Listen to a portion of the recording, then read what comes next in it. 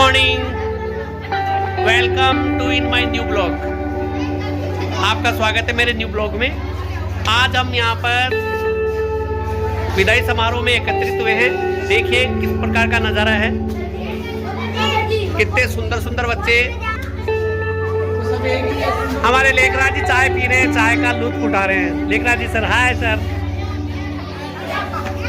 तो आज मेरे इस न्यू ब्लॉग में देखिए आपको बहुत अच्छे अच्छे दृश्य देखने को मिलेंगे, किस प्रकार से जाने वालों का स्वागत किया जाता है।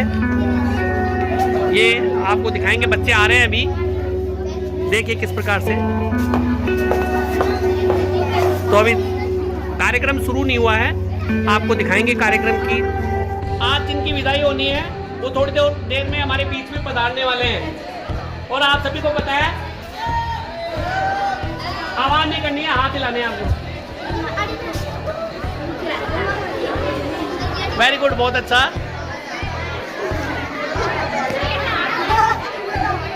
सभी बच्चे खुश नजर आ रहे हैं। खुशी इस बात की है कि हमारे जो सर हैं वो घर के पास पहुंच गए हैं। और थोड़ा सा दुख का सम्मिश्रण भी है।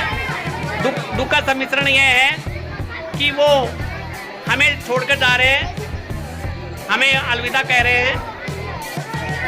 तो दोस्तों अभी मिलते हैं हम।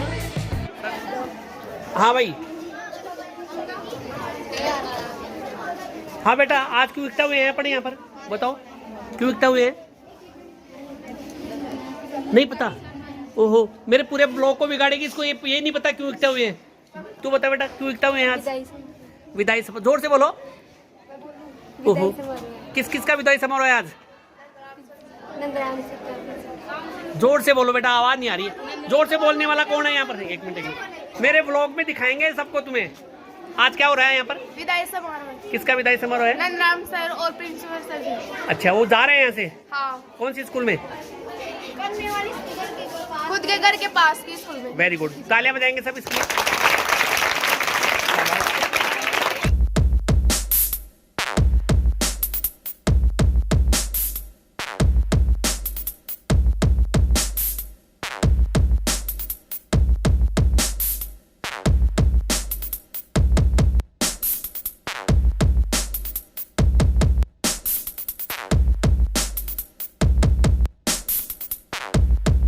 आए हुए जो विदाई वाले मेहमान हैं उनको आमंत्रित करता हूँ, रामचंद्र जी को आमंत्रित करता हूँ। सरस्वती माँ के दीप प्रज्वलन कर कार्यक्रम की शुरुआत करें। लड़की को बुलाओ।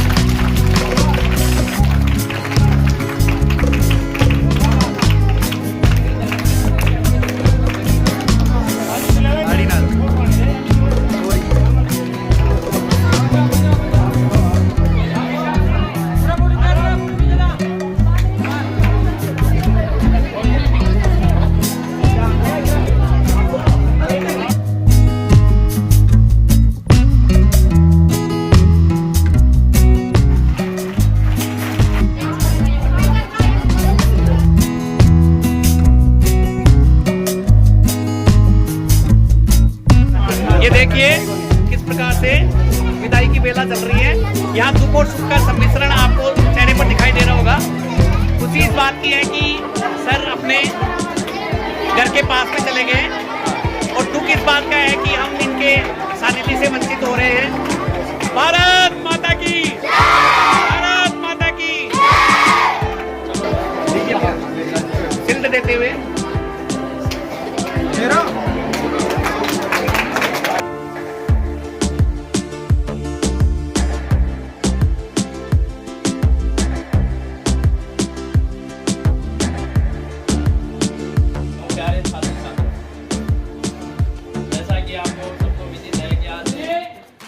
श्री नंदलाल जी और हमारे प्रिंसिपल साहब रहे यहाँ श्री सरदार सिंह जी का विदाई समारोह आयोजित किया जा रहा है। कहाँ से शुरू करे कुछ समझ नहीं आता, आपकी विदाई के जिक्र से दिल भर आता है। कहाँ से शुरू करे कुछ समझ नहीं आता, आपकी विदाई के जिक्र से दिल भर आता है। आपकी दिल जिंदा दिले किस्से इतने मशहूर है, आपकी जिंदा दिले किस्से इतने मशहूर है कि सम्मान से हमारा सिर झुक जाता। क्या बात था। और सबको थोड़ा सा निराश भी कर गए, निराशा भी छा गई कि हमारे सर यहाँ से जा रहे हैं, लेकिन हमें खुशी इस बात की है कि वो अपने घर के पास जा रहे हैं। और ये निश्चिंत रहिए, ये कहीं नहीं जा रहे, क्योंकि हमें मिलते जुलते रहेंगे, हमें आशीर्वाद देते रहेंगे, हमें मार्गदर्शन करते रहेंगे। 12th क्लास के जो बच्चे गिफ्ट लेकर आए हैं, प्रतीकात्मक रूप से 4 या 5 बच्चे आ जाए यहाँ पर। अगर पूरी क्लास की तरफ से गिफ्ट है तो 5-7 लड़कियां और 5-7 लड़के यहाँ से, फिर सबका एक साथ फोटो सेशन बाद में एक साथ करवा देंगे।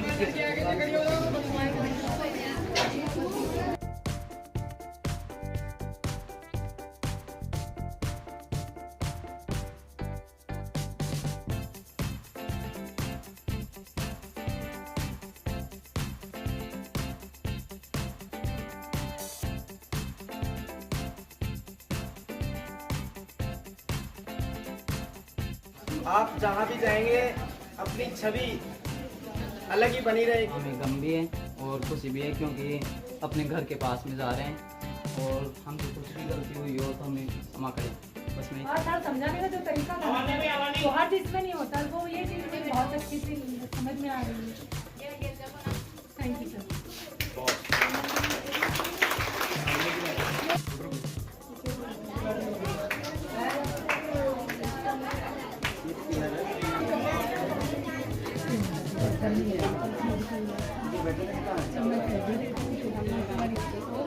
बड़ी इंपॉर्टेंट सुनो कभी बोलते नहीं, सुनो तो सही क्या बोल रहे हैं। ठीक हो जाएगा।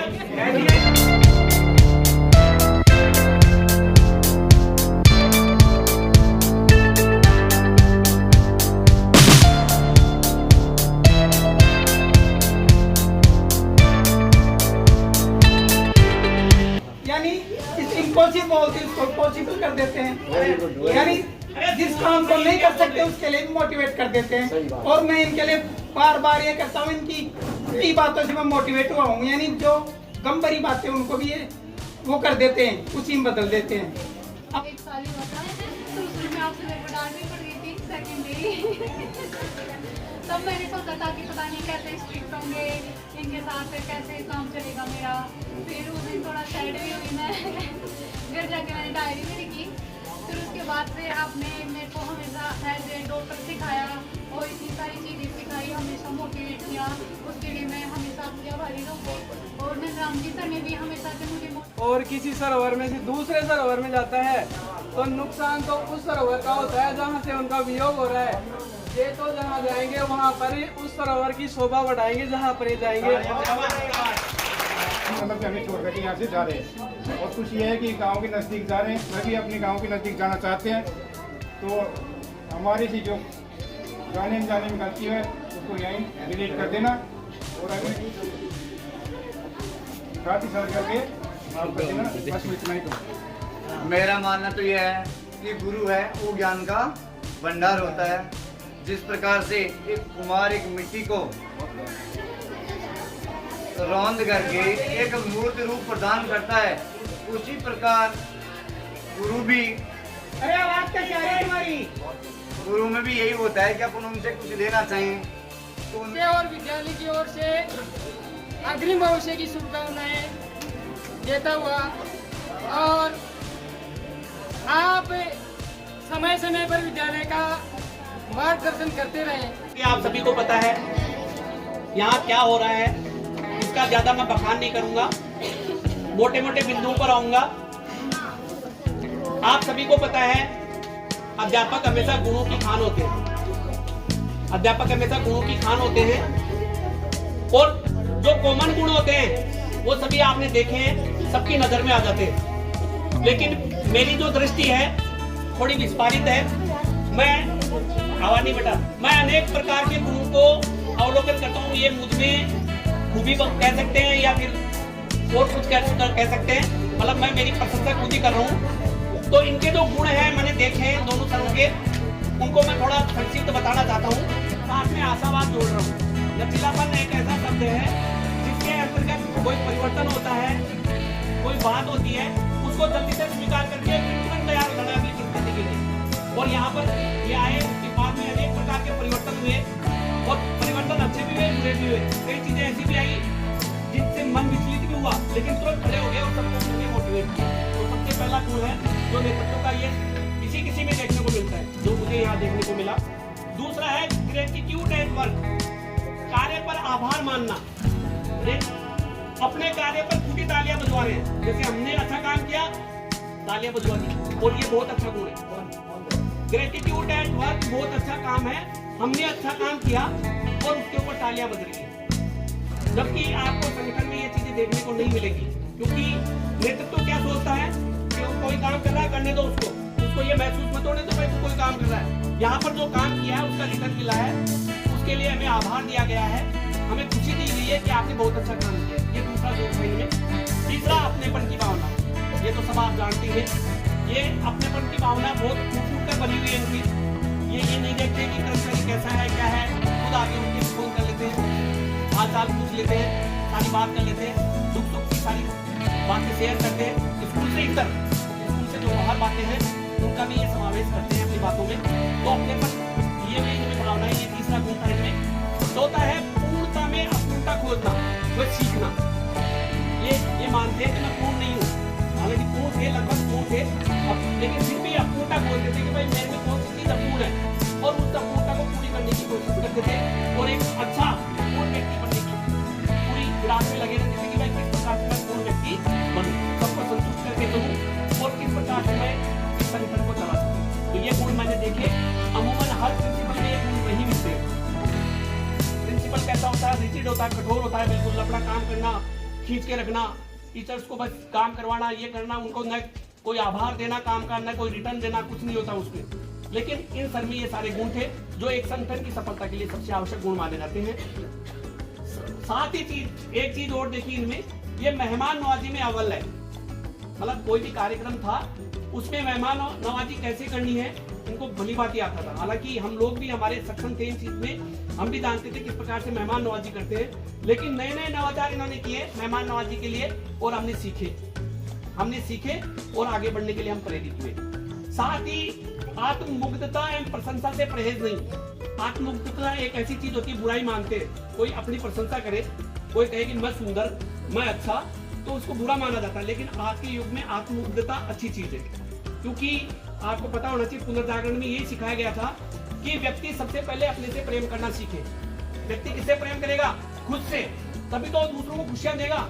और इन्होंने ये चीज सिखाई कि भाई पहले खुद से प्रेम करना सीखो, तुम खुश रहना सीखो, तभी तो दूसरों को खुश रख सकोगे। और टीचर्स को हमेशा आत्ममुग्ध रहना चाहिए, खुद से प्रेम करना चाहिए, तब जाके क्या करेगा वो बच्चों से प्रेम करेगा। तो ये इन गुणों का इसमें समावेश था। अब मैं आता हूँ हमारे दूसरे जो विदा होने वाले सर है नंदराम जी। इनमें थे जो गुण थे, एक तो क्या है कि ये अपनी छोटी छोटी बातों को शेयर करते थे। ये नहीं देखते थे कि भाई मैं मेरी बात कहूँ या नहीं, कम से कम उससे शेयर करते थे। लाइब्रेरी में आ जाते थे, घर की जो भी बात थी, शायद इनकी जो बातें हैं, छोटी छोटी बातें जो घर की है, किसी को पता नहीं, जो मुझे पता है। दुख और सुख की जो बातें हैं और घर के जो रहस्य हैं, ऐसा कहा जाता है, चाणक्य नीति में ऐसा कहा जाता है किसी को घर के रहस्य नहीं बताने चाहिए, लेकिन इन्होंने मुझे सारे रहस्य बताए, सारी बातें बताई दुख की और सुख की। तो मैं आभार प्रकट करता हूँ कि इन्होंने मुझ पर विश्वास किया, और मैं भी इनको विश्वास दिलाता हूँ कि इन्होंने जो मुझे बातें कही मैंने कभी किसी से शेयर नहीं की, किसी को जाकर नहीं बताया कि इनके ये दुख रहा है, इनकी ये चीज़ है। दूसरी चीज, जब ये यहाँ आए थे सबसे ज्यादा खुश मैं हुआ था। पूछो क्यों? क्योंकि मुझे पॉलिटिकल साइंस पढ़ानी पड़ रही थी, और आज जा रहे हैं तो सबसे ज्यादा दुखी भी मैं ही हूँ, क्योंकि ये पॉलिटिकल साइंस का बोझ मेरे ऊपर आने वाला है।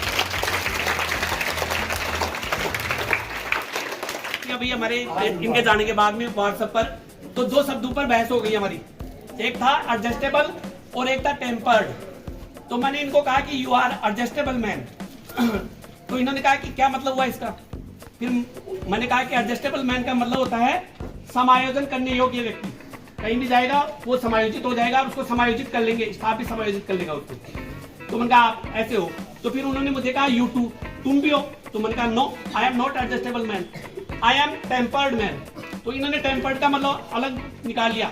अच्छा, गुस्सा करने वाले नहीं, टेम्पर्ड का मतलब होता है समायोजित खुद ही होने वाले, जो पहले से ही समायोजित है, उसको समायोजित करने की जरूरत नहीं है। तो मैंने इनको कहा कि आप एडजस्टेबल हैं, आप जहां भी जाएंगे स्टाफ आपको एडजस्ट कर लेगा। आप में चाहे कोई भी कमियां होगी, क्योंकि आप में खूबियां खूब ज्यादा है, और जिस व्यक्ति में खूबियां ज्यादा होती है उसमें थोड़ी कमियां होती है, तो भी उसको क्या कर लिया जाता है, एडजस्ट कर लिया जाता है। तो ये गुण थे। अंत में मैं यही कहना चाहूंगा, चलते चलते मेरे ये गीत याद रखना, कभी अलविदा ना कहना, कभी अलविदा ना कहना। मेरे साथ गाएंगे, चलते चलते मेरे ये गीत याद रखना, कभी अलविदा ना कहना, कभी अलविदा ना कहना। लेकिन आप दोनों अपने इच्छित स्थान पे जा रहे हैं, बहुत अच्छी बात है। श्रीमान सरदार जी की दूरी मात्र 6 किलोमीटर, और श्रीमान नंदराम जी की दूरी अपने आवास से 10 किलोमीटर। बहुत अच्छी बात है, नजदीक जा रहे हैं। दोनों की खूबियां संतोष जी ने बता दी है, और विद्वान साथियों ने भी बता दी है। सरदार जी विज्ञान के अध्यापक, वरिष्ठ अध्यापक हुआ करते थे। जब मैं अजबगढ़ में थानागाजी से मुझे भेजा जाता था किसी काम के लिए, मैंने देखा कि क्लास में इनके सारे हाथ जो हैं चौक में बच्चों के प्रति पढ़ाते हुए, बहुत ज्यादा समर्पित भाव से। और अभी किसी कार्यक्रम में हम 27 मास बुआड़े कहते हैं, अजबगढ़ में वहां गए थे, तो ड्राइवर, ट्रक ड्राइवर भी थे, सर्विसमैन भी लोग थे, और ये तो वही सरदार जी जापान पीटे था। अब भी याद है, बड़े बड़े बच्चे जो नौकरी में भी हैं, ये पिटाई भी किया करते थे, और इनकी पहचान पढ़ाई से आज भी। अपन कहते हैं ना कि जैसा देश वैसा वेश, आदमी सफल हो जाएगा। यहाँ का व्यवहार यही चलेगा। कैरवाड़ा में नंद जी जाके यहाँ का व्यवहार चलाएं, कि नहरा क्षेत्र का सा व्यवहार वहाँ चलाएं, वहाँ नहीं चलेगा, वो मेवा क्षेत्र है। वहाँ पे जाके इनको अपना नेचर वहाँ पे शिफ्ट करना पड़ेगा। शेर साहब गुरु जी, आपने यहाँ गढ़बस्सी में सबके साथ मिलकर मेहनत की, उसके लिए इस ग्राम पंचायत की ओर के आपको बहुत बहुत धन्यवाद। मैं भी चाहूँगा, आप जहाँ गए हो, आप नज़दीकी गए हो, परंतु इसकी साथ साथ इस परिवार को, इस शाला को याद रखना, और जब भी जरूरत पड़े याद करें, जब आते रहना, और समय समय पर मिलते रहें, और प्रेम जैसा था वैसा ही बनता रहे।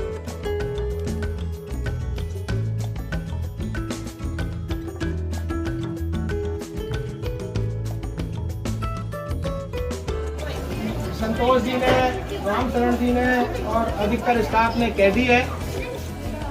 मैं ज़्यादा कुछ नहीं कहूँगा आज, मैं इतना ही कहूँगा कि जितने भी यहाँ पर स्टाफ साथी रहे वो सब बहुत ज्ञानी है। उन सब से बहुत कुछ सीखने को मुझे मिला, और मैंने सीखा। जाने की इच्छा नहीं थी, पर मौका लग गया, ट्रांसफ़र का हो गया, इसलिए जाना पड़ा, और घर के नज़दीक है इसलिए जाना ही पड़ेगा, और चले भी गया। तो आप सभी मेरे जाने के बाद संतोष जी आपको पढ़ाएंगे, आप पढ़ेंगे। सभी साथियों ने मेरा सहयोग किया, उसके लिए बहुत बहुत धन्यवाद। के लिए स्कूल में आगे हुए कभी पढ़े थे, कभी कमरा बने, हमने उनको थोड़ा पानी पिलाया, पानी गर्म लगा। मैडम जी रमा जी आकर गई कि आपने यहाँ कमरा बनाया था और वो कमरा टपक रहा है। अब उन्होंने पूछा कि पानी गर्म है, कोई ठंडे की व्यवस्था नहीं हो सकती क्या? मैं कहा अभी आए प्रयास करेंगे, कोई आप जैसा भामासा मिलेगा तो ठंडा पानी भी मिल जाएगा। मैं एक वाटर कूलर दे दूं, एक नहीं लेंगे हम, 3 वाटर कूलर आप दोगे तो ही लेंगे। 3 का क्या करोगे? स्कूल तो एक है कि सबसे पहले हमारे वहाँ पर घाटीवाल स्कूल है, छोटे बालक रहते हैं, वो भी मेरा ही विद्यालय, और इस विद्यालय के अंदर पहले ठंडा पानी होगा तो ही हम आगे बढ़ेंगे। उन्होंने कह दिया कि वहाँ वाटर कूलर हो जाएगा। फिर कह रहे कि यहाँ पर आपकी स्कूल में तीसरा कहाँ पर जाएगा? मैं क्या हमारे ही एक शाखा है, हमारा विद्यालय बालिका, और वो विद्यालय बालिका, वहाँ भी बालिका हमारे गांव की यही की है, तो वहाँ भी वाटर कूलर होना चाहिए। उन्होंने 3 की बजाय 4 की यहाँ कर दी, 3 हमारे लगे और एक ही गाँव में लगे। मंदिर निवेदन करना चाहेंगे कि हमारी जो भी बुराइयां थी वो यही छोड़ के जाए, सिर्फ अच्छाइयां लेके जाए। और 2 लाइन कहना चाहूँगा कि यूं ही सजती रहे खुशियों की महफिलें, कि यूं ही सजती रहे खुशियों की महफिलें, कि हर खुशी इतनी सुहानी लगे, आप जिंदगी में इतने खुश रहे कि हर खुशी आपको दीवानी लगे।